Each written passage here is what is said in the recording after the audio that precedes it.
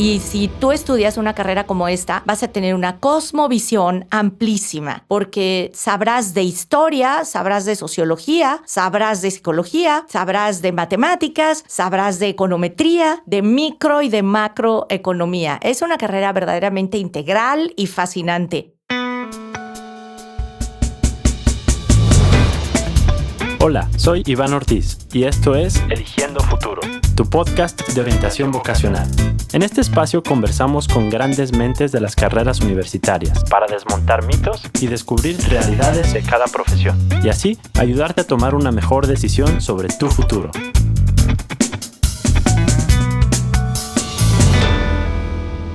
Bienvenido a Eligiendo Futuro, tu podcast de orientación vocacional.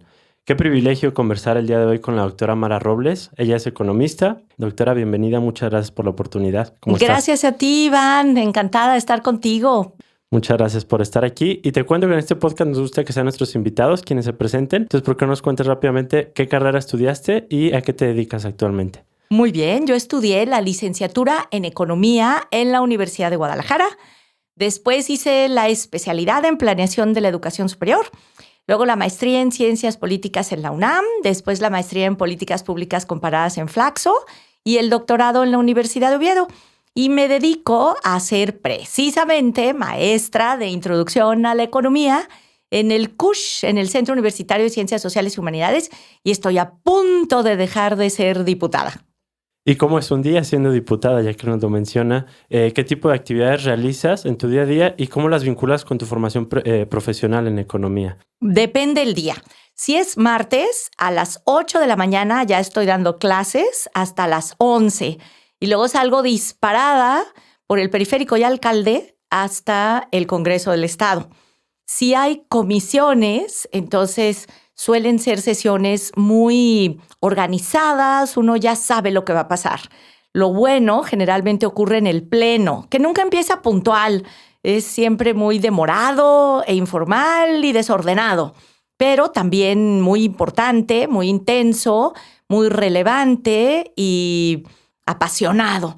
Y el pleno es impredecible, nunca se sabe a qué horas va a terminar, porque puede haber recesos, puede haber debate, o puede todo ser inocuo, tranquilo y casi soporífero.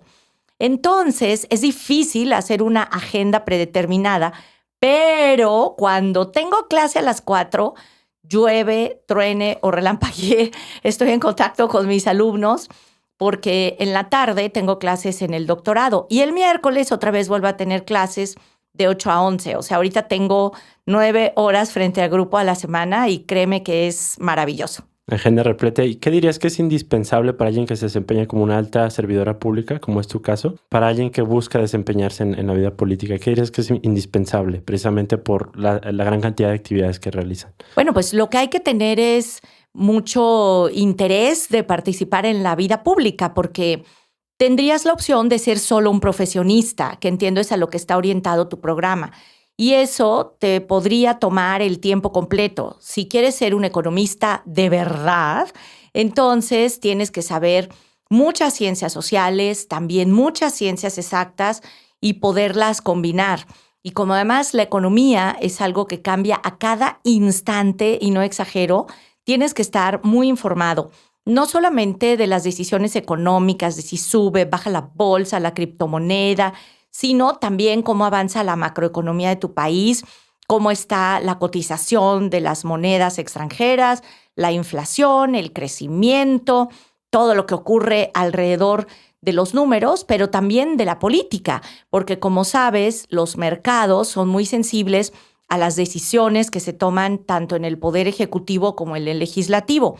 De tal manera que yo estoy absolutamente convencida que estudiar economía es la madre de todas las ciencias.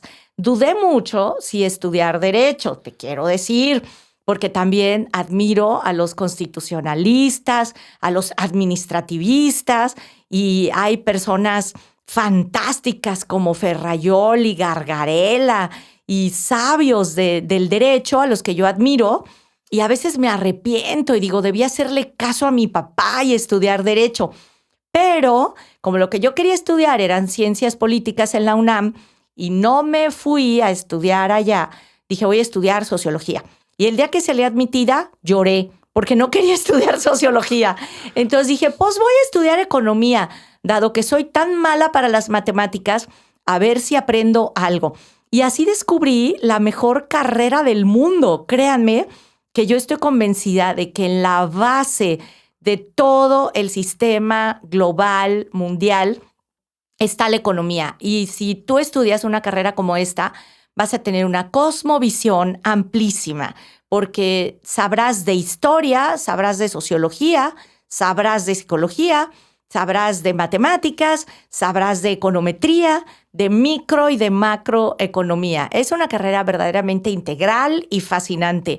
No solo no me arrepiento, sino que digo, qué suerte que no pude estudiar ni ciencias políticas, ni sociología, ni derecho, porque ahora tengo la carrera que es el tronco del gran árbol de la vida. Estoy muy convencida, soy una militante de la carrera. Me encanta escucharte y ya aprovechando que estamos hablando de economía, me encantaría que nos dieras una breve introducción de qué es y por qué es importante estudiar economía. Ya nos das varios panoramas generales, pero me gustaría que les compartes a tus alumnos de qué es la economía. La economía básicamente es de la vida. Yo me niego a aceptar la definición más reduccionista de que es la ciencia de la escasez.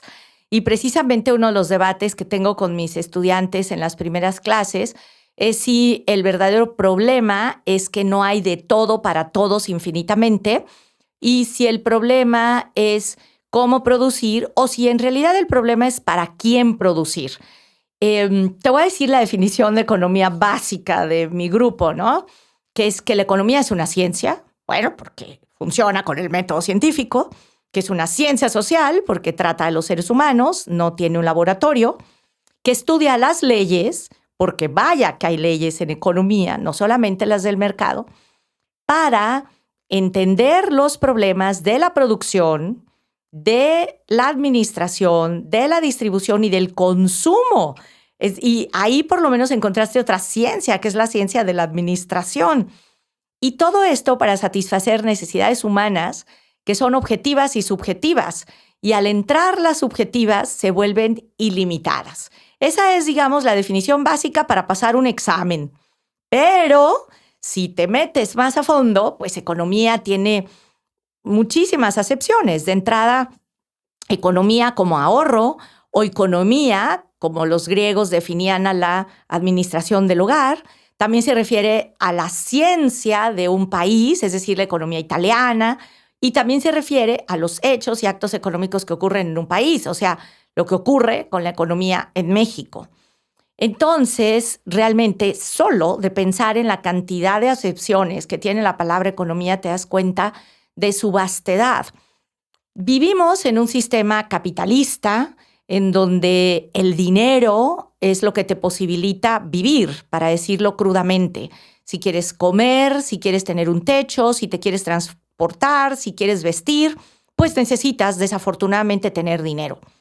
Pero incluso en el comunismo primitivo, que es el primero de los modos de producción que Marx estableció en su categorización histórica, pues desde luego que aunque era comunista y comunal, había economía, porque había una distribución del trabajo, unos cazaban mamuts y otros recolectaban frutas y verduras, otros hacían vasijas, otros hacían pinturas rupestres y otros administraban, aunque fuera para todos. Entonces, considero que la economía, en el esquema nuevamente marxista, es la infraestructura, es la estructura, es todo lo hard, es aquello que es sólido, es aquello que se puede contar, todo aquello que suena. Pero incluso ahora que la moneda se ha vuelto eléctrica con las criptomonedas, de cualquier manera la economía sigue siendo, me imaginé esto en este minuto, como la savia de un árbol, es la sangre. Y yo pienso que no es definitivamente la escasez el objeto de estudio de la economía, ni siquiera el cómo producir, insisto, sino el para quién producir.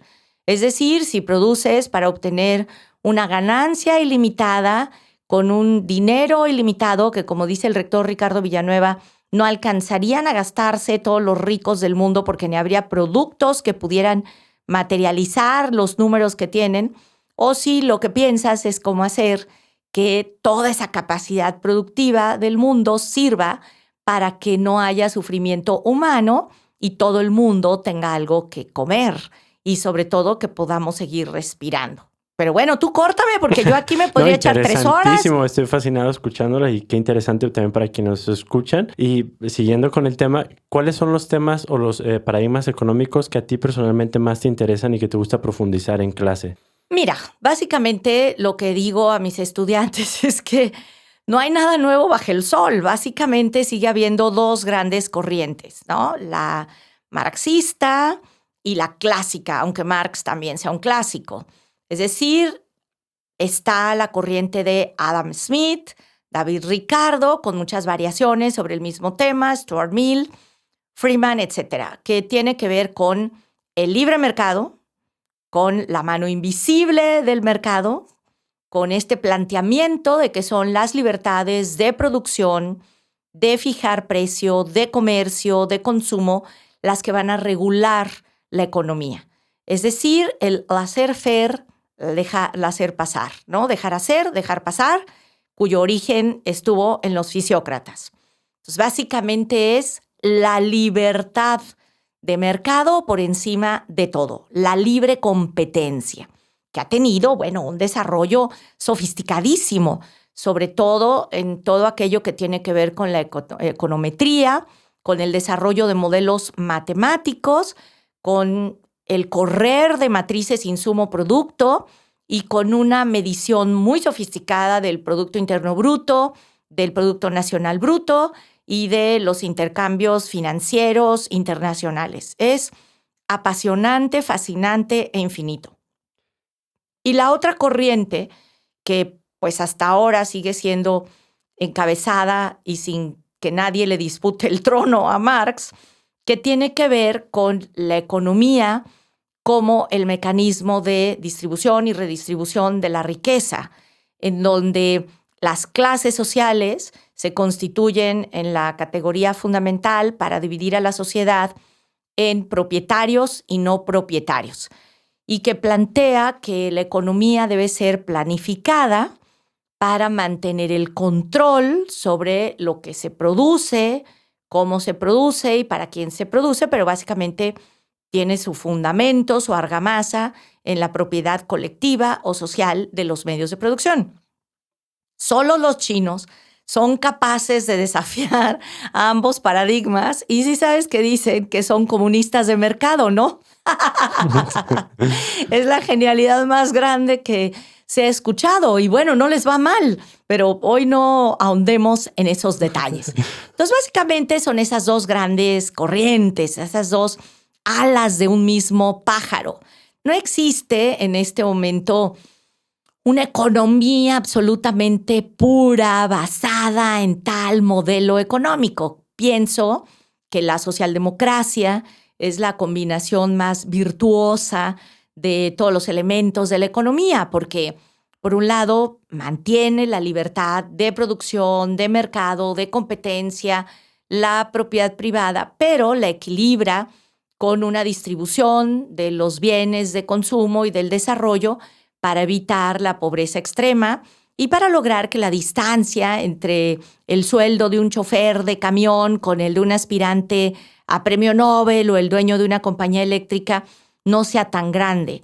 No necesariamente en términos de acumulación de la riqueza y de salario, sino de los servicios a los que tiene acceso. Es decir, las escuelas a las que van sus hijos, el transporte que toman, los servicios médicos a los que tienen acceso y sobre todo la cultura e, insisto, la escuela, la educación.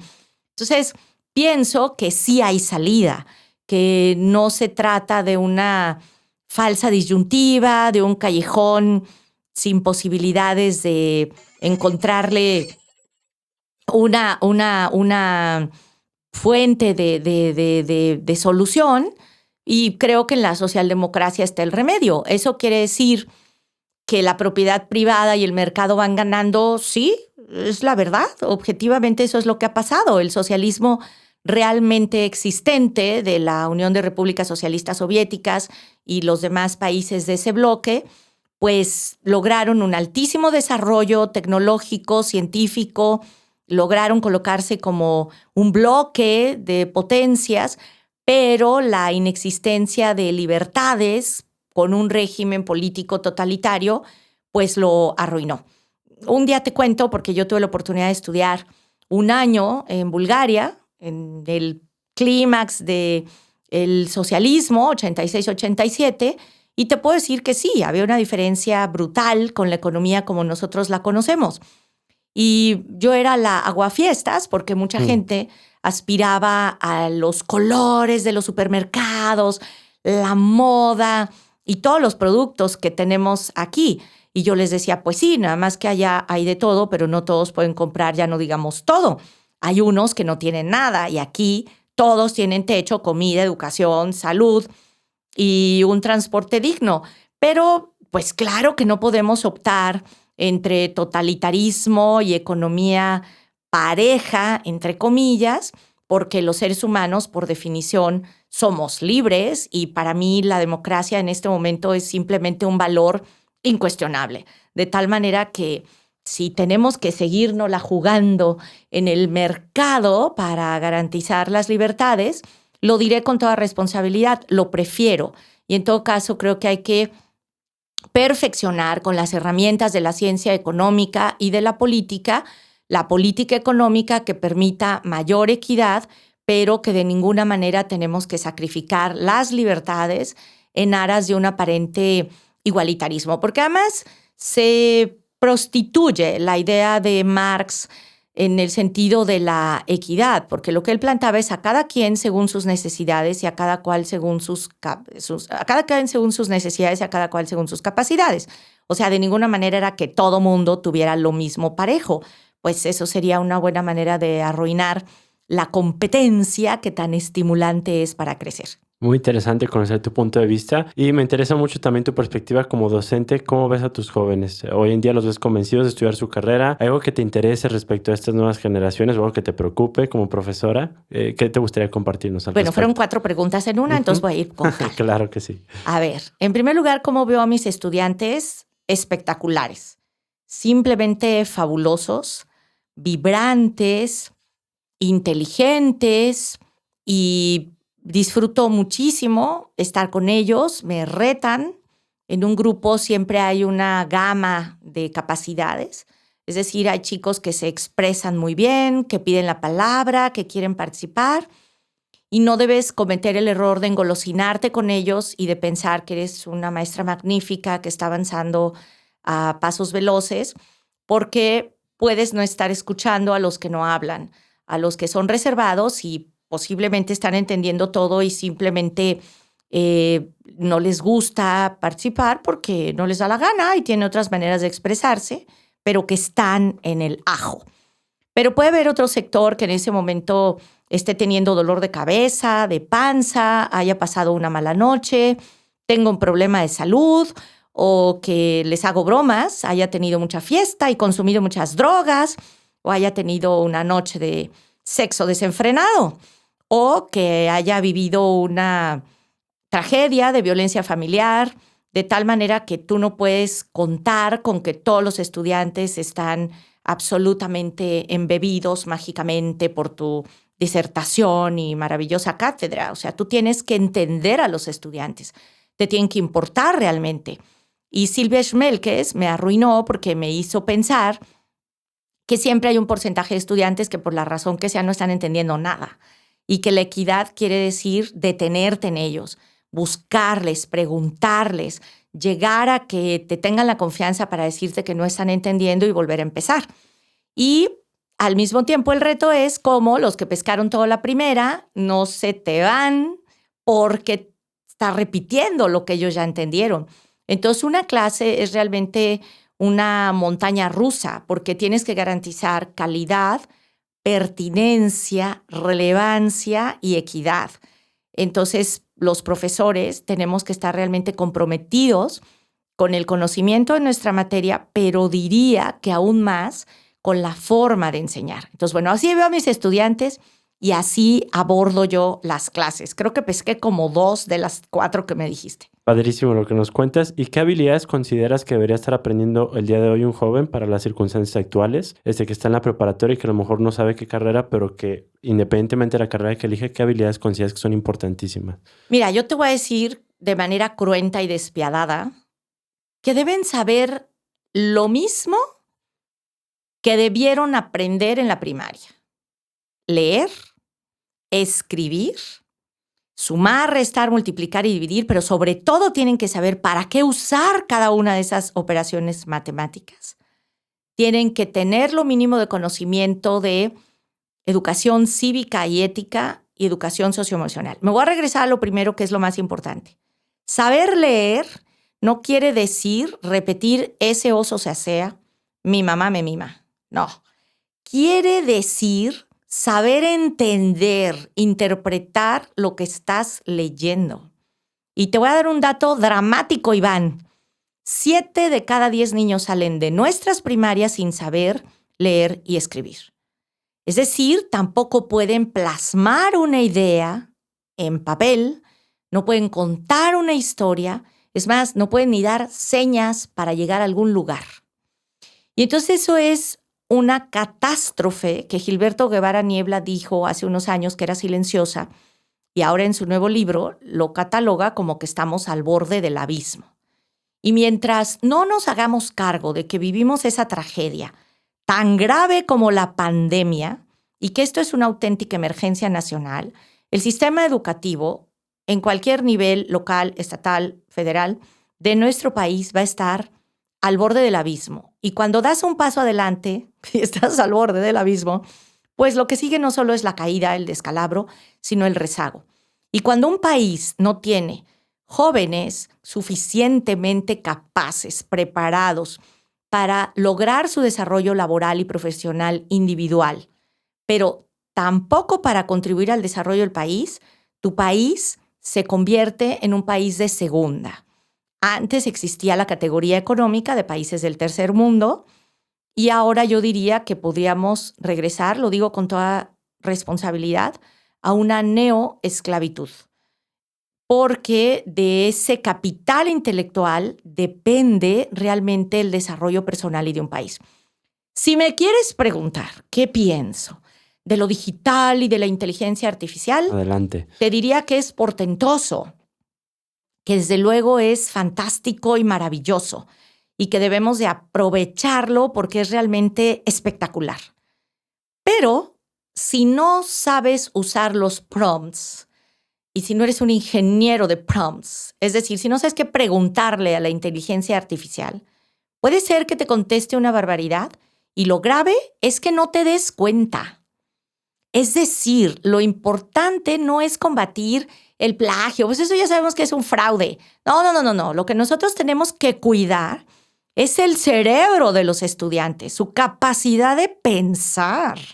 Y en ese sentido, la tecnología es el medio, la tecnología es la herramienta, pero doble contra sencillo, que lo relevante es la capacidad de los profesores de comprometerse con el aprendizaje de sus estudiantes y de los estudiantes, querido, de comprometerse con su propio aprendizaje, porque para bailar se necesitan 2.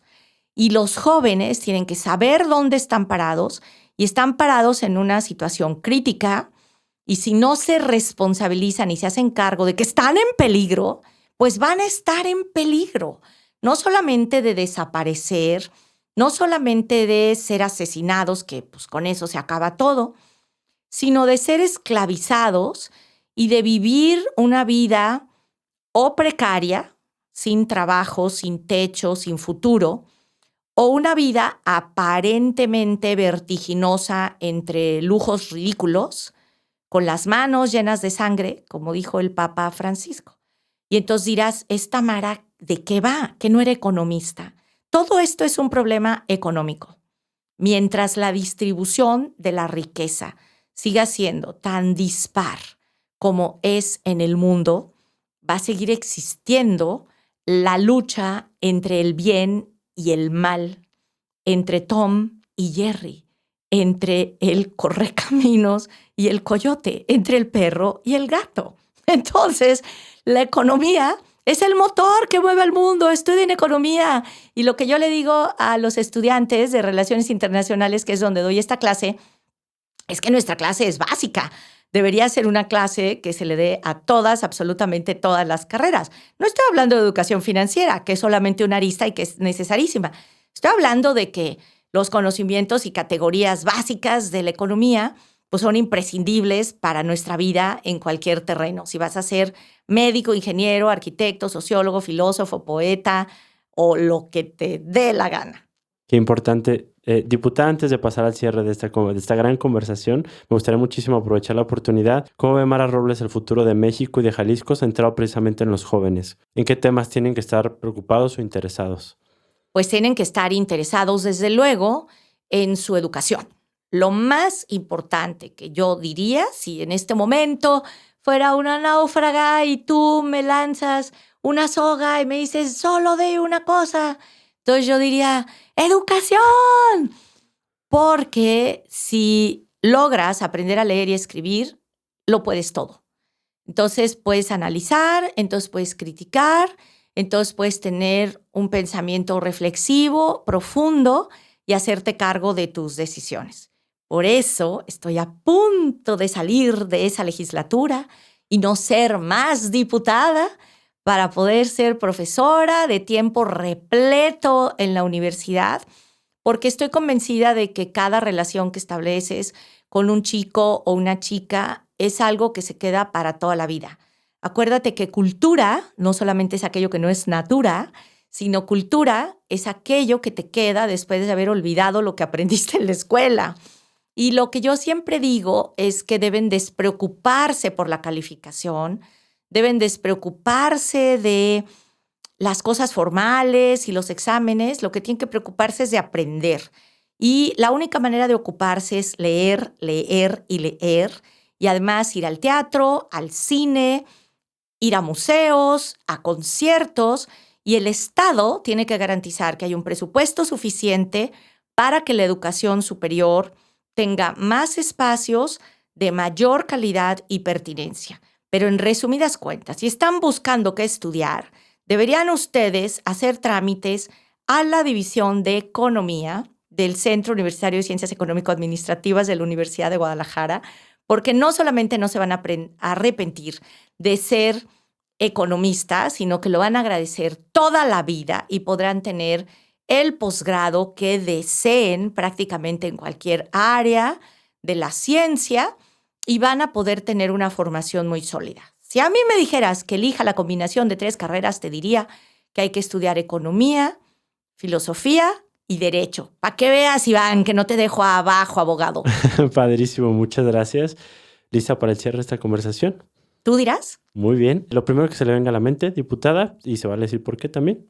Un economista y una economista, un hombre y una mujer, ¿a quienes admire? Bueno, pues evidentemente Marx, Adam Smith y la Premio Nobel de Economía, Elinor Ostrom. Esos 3, pues están los básicos. ¿Hay algo que te hubiera gustado hacer o haberlo hecho mejor durante los años que estabas estudiando tu carrera? Sí, debí esforzarme intensamente por aprender inglés para poder tener acceso cotidiano a mayor literatura actualizada, pero ahora me estoy reponiendo y todos los viernes de 3 a 7 de la noche estoy haciendo lo que no hice en el momento de ser estudiante. Nunca es tarde para aprender. Para quienes quieren irse acercando de alguna manera a la economía, ¿qué libro, serie, podcast recomiendas? Buenísimos, pero ahorita se me vino a la cabeza uno que está genial para entender la época feudal. Está en HBO, Gentleman Jack, y es una serie divertidísima de una terrateniente lesbiana. Imagínate, es muy chistosa. Y entonces, a mí me encanta porque es una época en donde las mujeres pueden ser propietarias, es decir, no están como en la Grecia antigua, en calidad de ilotas, donde no tenían derechos de propiedad, en la época en la que si no eras propietario, si no eras patricio, no eras ciudadano, entonces pues si no tenías propiedades no podías ser ciudadano. Entonces en el feudalismo hay algunas mujeres que son propietarias y que por lo tanto son jefas, y eso es muy interesante, pero al mismo tiempo en esa serie se puede ver cómo la propiedad de la tierra está en manos de unos cuantos y cómo los colonos o los siervos no tienen derecho sobre la tierra, tienen solo una propiedad parcial del producto de su trabajo. Entonces, si quieres entender la transición del feudalismo al capitalismo, Gentleman Jack, y si quieres leer sobre el esclavismo, pues debes leer Espartaco de Howard Fast, imprescindible. Y desde luego yo diría que para recomendar un libro actual, podrían leer De animales a dioses de Yuval Noah Harari, donde hay una breve historia económica de la humanidad. Y bueno, ya si quieren seguir a economistas de la vida real actual, yo diría que sigan a Gerardo Esquivel y también, desde luego, a Máximo Jaramillo con sus Gatitos por la Desigualdad, que es un maestro de nuestra universidad.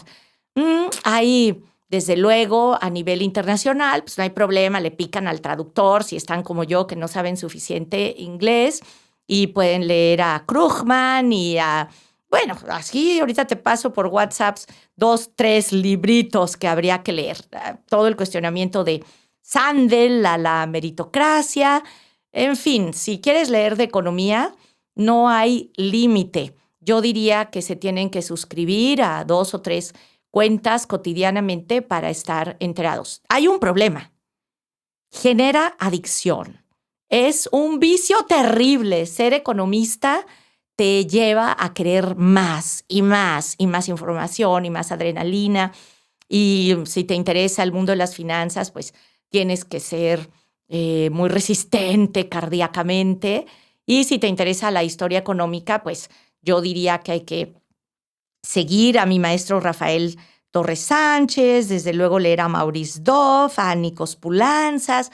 Y bueno, pues deberían de buscar al maestro Carlos Curiel, que fue mi maestro favorito y sigue siendo mi gurú, y a otros maravillosos como Felipe Esteves o en su momento José Luis Noriega. La Facultad de Economía de aquel entonces de la Universidad de Guadalajara tuvo grandes maestros y yo espero que ahora mis compañeros de carrera estén siendo también unos catedráticos de altísimo nivel. ¿Quién ha sido tu mejor maestro o maestra? Pues ya dije, pienso que Carlos Curiel y que Rafael Torres Sánchez imprimieron una huella indeleble en mi formación.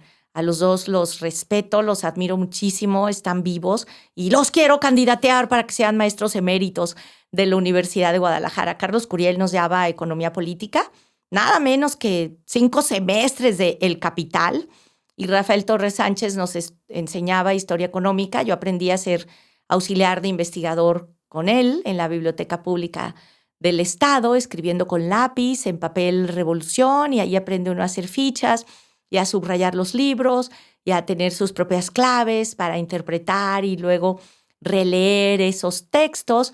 Ellos dos sin duda fueron fundamentales, pero también nada menos que mi maestra Elia Marum, quien no solamente de la Facultad de Economía, sino que después fue la directora de este primer posgrado, que fue la especialidad en planeación de la educación superior y luego madrina de mi generación. A nivel de maestría, no, pues ya te diría que Adolfo Gili, Fernando Pérez Correa, Paulina Fernández Crisleb. En la segunda maestría, pues mis gurús, Ernesto Cohen, Rolando Franco, Luis F. Aguilar Villanueva, Gisela Sarenberg. En el doctorado, pues evidentemente Agulló, mi director de tesis, pero también Alberto Hidalgo. En fin, no, pues de maestros yo estoy bendecida. He tenido la oportunidad de aprender con maestros y maestras espectaculares. Y por último, si no hubieras estudiado economía, ¿qué hubieras estudiado? Pues ya te dije al principio, yo quería ¿Confirmas estudiar... derecho? Yo quería estudiar ciencias políticas, pero creo que si no hubiera estudiado ciencias políticas, le debía hacer caso a mi papá y debía estudiar derecho. Para que Incluso veas. al día de hoy sí lo confirmas, derecho. Pues te dejo con esa flor para tu jardín, Iván, y quédate muy contento. Sí, si no hubiera estudiado economía, habría estudiado derecho. Ha sido un privilegio platicar contigo. Muchas gracias. gracias. El gusto es mío, Iván. Te felicito mucho por este emprendimiento y que siga siendo muy exitoso. Rómpete una pata. Gracias. Y a quienes nos escuchan, muchas gracias por acompañarnos. En Eligiendo Futuro ofrecemos charlas personalizadas de orientación vocacional. Para mayor información, puedes contactarnos a través de nuestras redes sociales. Nuestro agradecimiento a Cocrea, casa productora.